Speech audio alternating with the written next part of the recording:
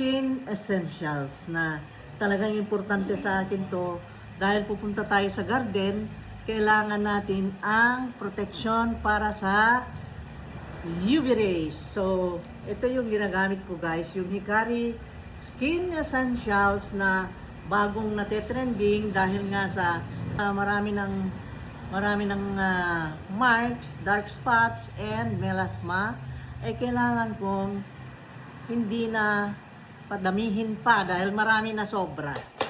Ngayon, ay ipinakita ko sa inyo ang secret ko. Ito yung Hikari Essentials na very essential siya talaga. That's why. Ito ang kasama natin sa araw-araw natin na pagharap sa init. Ayan. No need na mag-foundation ka dahil mamaya pagka medyo matuyo na ito ay magiging parang foundation mo na dahil pumapantay siya sa face mo. No need na ng makeup. Ganyan lang. Okay? So, ayan guys.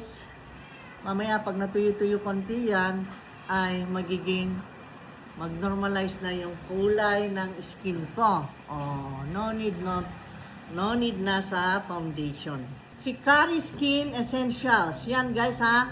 At ang mura-mura nito, sobrang mura. Kaya huwag kayong pabubudol doon sa mga skin protection na sinasabi nilang effective. O nga, yung iba, baka hindi rin humiyang dito dahil hindi tayo pare-pareho ng skin types, pero ako nasubukan ko to.